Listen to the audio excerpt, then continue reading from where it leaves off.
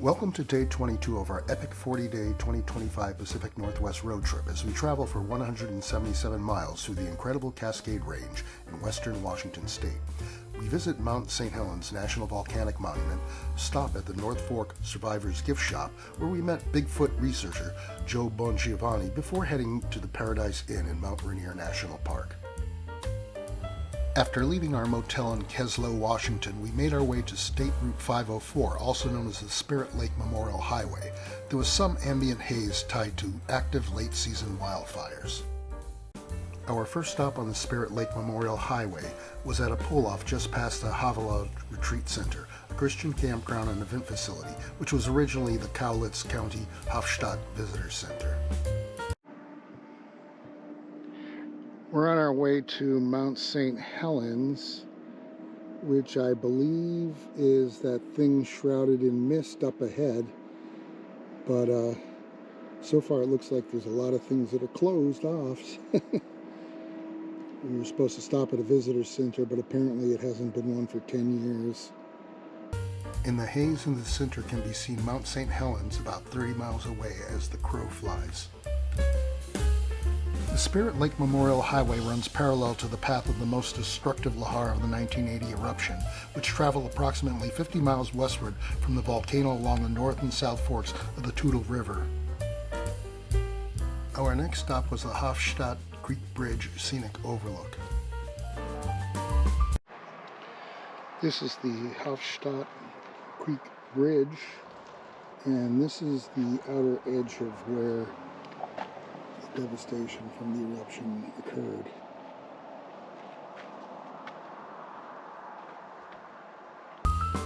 The Hofstadt Creek Bridge is a massive steel-decked truss bridge which is the tallest bridge on a state highway in Washington. It was built to replace the original road infrastructure that was completely wiped out by the historic 1980 eruption of Mount St. Helens. It rises 370 feet directly above the floor of the Deep Valley Canyon and spans a total length of 2,340 feet. It was built for $12.6 million in US dollars and opened to traffic in 1991.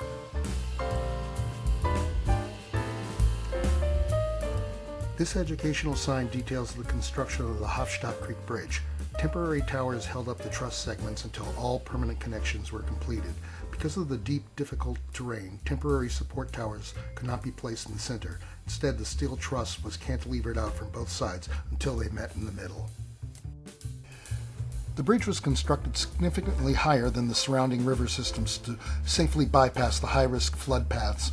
By routing the highway along the high elevation of the North Fork of the Toutle River, the design ensures the roadway remains protected from catastrophic debris flows, mudslides, and volcanic runoff. This is a Weyerhaeuser Company interpretive sign titled "You Are on the Edge of the Blast Zone." It details the devastating effects of the May 18, 1980 eruption of Mount St. Helens. A massive landslide triggered a powerful lateral blast and a high-temperature pyroclastic flow. This cataclysmic force flattened trees miles away from the crater. The event devastated approximately 150,000 acres of forest, with the sign positioned at the edge of the blast zone. As the largest private landowner in the region, Weyerhaeuser suffered extensive loss, losing about 68,000 acres of prime timber. Unlike the designated National Volcanic Monument, where nature was left to recover on its own, Weyerhaeuser immediately began a massive salvage and replanting operation, hand-planting over 18 million tree seedlings to restore the ecosystem. This interpretive sign, titled "The Forest Returns," details the reforestation efforts of the Weyerhaeuser Company following the 1980 eruption of Mount St. Helens. It highlights their massive investment to replant trees in the blast zone, noting that commercial thinning was scheduled for 2010. It states that by the year 2026, this new forest would begin to be harvested, then planted again. Over 1,000 people were involved in the salvage, logging, and hand planting over 18.4 million seedlings across 45,000 acres, completing the initial restoration by June 1987. Our next stop was the Forest Learning Center, a free public visitor center located inside the blast zone of Mount St. Helens. Situated on a bluff overlooking the Toutle River Valley, it focuses on the ecosystem's recovery, salvage logging, and reforestation efforts following the historic 1980 volcanic eruption. The facility operates as a unique partnership between Weyerhaeuser, the Washington State Department of Transportation, and the Rocky Mountain Elk Foundation. And this is the Forest Learning Center building and take a look, maybe watch a film. This display highlights a fascinating meteorological phenomenon known as acoustic shadow, which caused people living hundreds of miles away to hear the explosion vividly, while those close to the mountain heard absolutely nothing. When Mount St. Helens erupted on May 18, 1980, the upper and northward blast sent massive sound waves into the upper atmosphere. Sound entered the stratosphere where temperatures changed and high-altitude winds bent or refracted the sound waves back towards the Earth. This bending created a skip zone or acoustic shadow within a roughly 50 to 100-mile radius around the mountain, including Portland, Vancouver, and the closest eyewitnesses. The sound went entirely over people's heads, leaving an eerie silence. The sound waves struck the ground further away, making the explosion loud and clear in distant cities like Seattle, Washington, and Eugene, Oregon. This exhibit showcases the massive salvage, recovery, and logging operations undertaken by the Weyerhaeuser Timber Company following the volcanic eruption. Millions of board feet of timber were blown down or scorched by the blast. Loggers had to brave challenging conditions, working through deep abrasive ash and mud to salvage the wood before it rotted. This diorama meticulously illustrates the impact zones of the 1980 blast.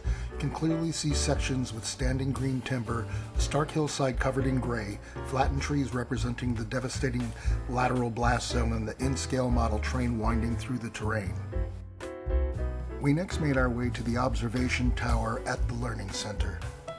We're at the Forest Learning Center here in Washington State. That is St. Helens in the mist. There's some fires going on currently that are making it a little bit too smoky to see from this viewpoint. But this is where the flows came down, and this is after 45 years, and a lot of this was replanted by the lumber company. I forget. This shows the scenic vista from the Forest Learning Center overlook. In the haze in the center is Mount St. Helens, which is obscured by smoke from forest fires. This image captures the North Fork Toutle River Valley, a massive alluvial valley dramatically reshaped by the 1980 eruption of Mount St. Helens. The wide gray expanse cutting through the landscape is filled with thick volcanic sediment and debris deposited by massive volcanic mudflows known as lahars. Over time, the river has naturally carved braided shallow paths through the dense gray ash and gravel plains. This is the view looking west. The valley floor is choked with massive deposits of volcanic ash, mud, and debris. The hillsides display extensive evergreen and deciduous tree growth, illustrating decades of natural and managed forest recovery following the blast. We next made our way to the overlook by the picnic area. Here's another view. Unfortunately, we still have the haze from the forest fires that are blocking the view. The lake over to the side is Castle Lake.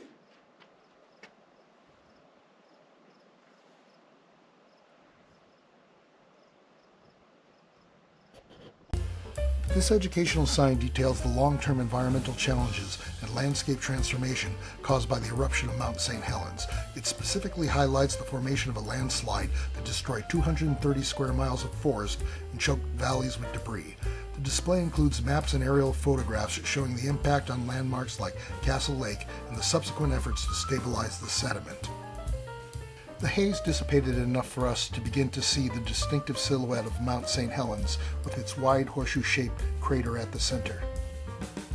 Here is a panoramic view of the Mount Margaret backcountry and the Mount Venus Ridge, the rugged terrain north of the volcano. Here we can see the broad, jagged summit silhouette of Mount St. Helens, which was a direct result of the collapse of the mountain's north face.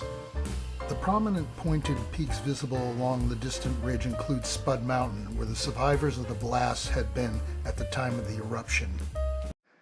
That's probably the Science Learning Center over there where we're headed next.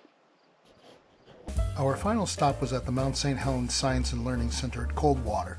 The road was completely closed at milepost 43 near the center, blocking all vehicle access to the Johnson Ridge Observatory. This was due to a catastrophic 2023 landslide that washed out the Spirit Lake Outlet Bridge. The reopening is not expected until late 2026 or 2027. The Mount St. Helens Science and Learning Center at Coldwater is situated just 7 miles from the volcano's crater.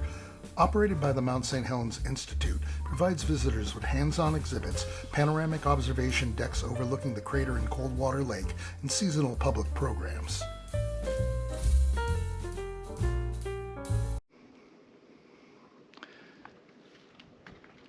This is at the Science Center, and that's Coldwater Lake down there. And that's St. Helens. It still doesn't want to clear up enough for us to get a clear view of it.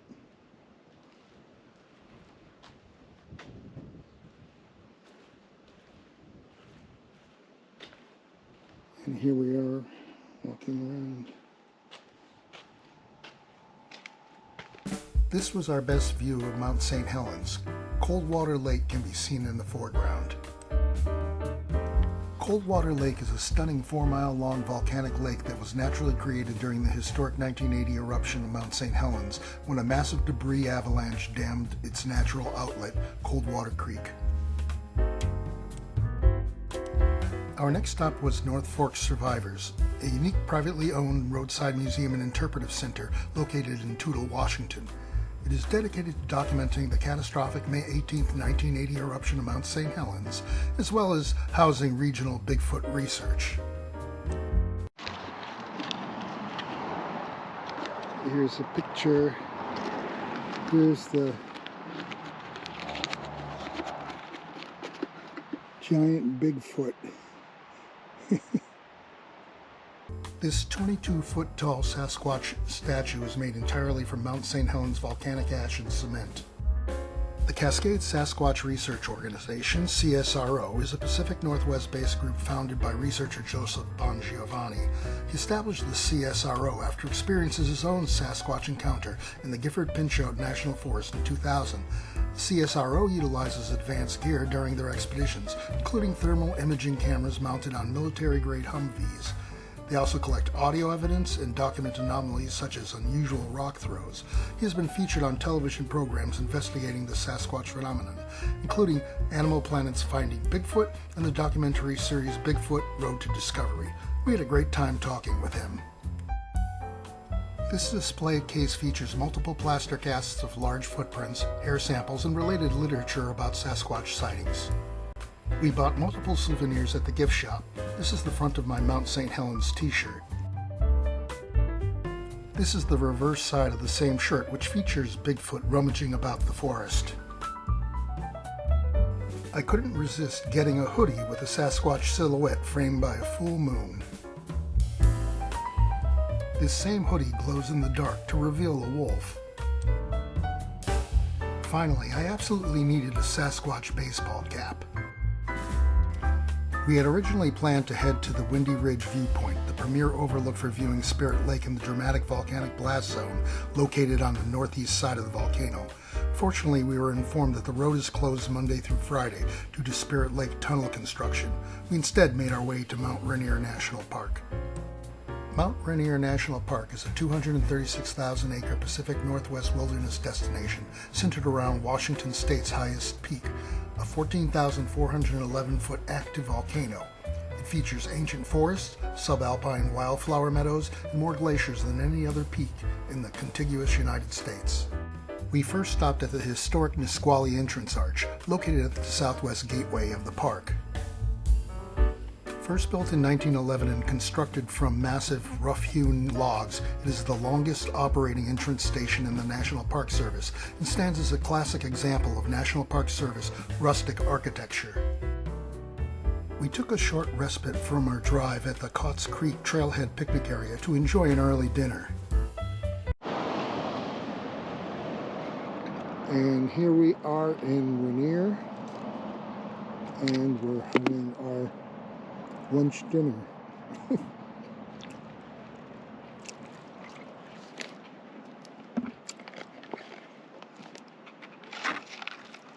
We now made our way to our accommodations at the Paradise Inn. Here's the view going up to Paradise in Mount Rainier National Park.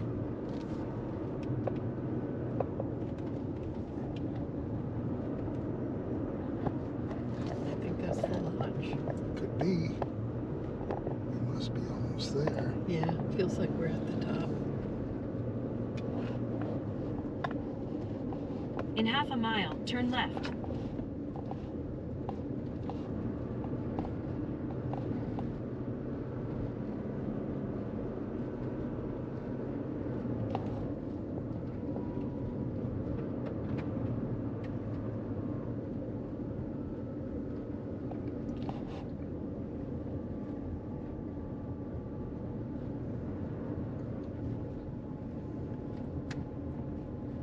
So you're going straight still.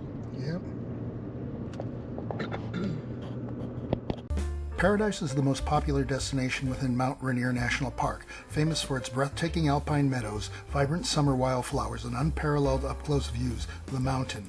Located at an elevation of 5,400 feet on the south slope of Mount Rainier, it serves as the primary hub for hikers. The Paradise Inn is a historic hotel built in 1916. The inn is named after Paradise, the area of the mountain in which it is located. The inn was designed by Frederick Heath of Heath, Gove, and Bell in 1915. Native building materials were used, including cedar shingles, native rock, and weathered timbers salvaged from a fire in 1885. After 30 years of aging, the timbers had developed a silver sheen. The lodge is built with exposed cedar logs that provide its structural framework. It includes French doors and 14 bays to allow summer breezes to enter and dormer windows for natural lighting to enter on the second story, augmented by hanging lamps. In 1920, a 4-story Paradise Annex was added. It was designed by RNPC architect Harlan Thomas and contained 100 rooms, 85 with private baths. This was where we spent the night. We were fortunate to have one of the rooms with a private bath. While waiting for our room to become available, we took the time to enjoy the view of Rainier from Paradise.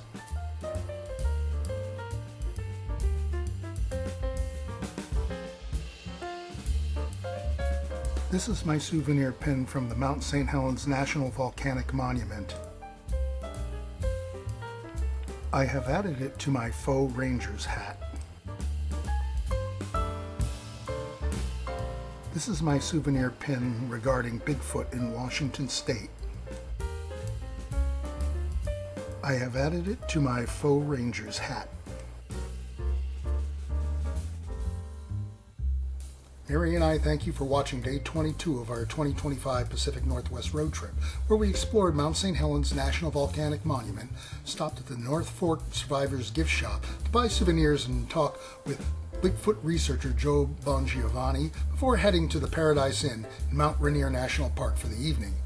We hope you'll join us for day 23, where we spend the day hiking the trails near Paradise Inn, including portions of Skyline Trail, Waterfall Trail, Dead Horse Trail, and Nisqually Vista Trail.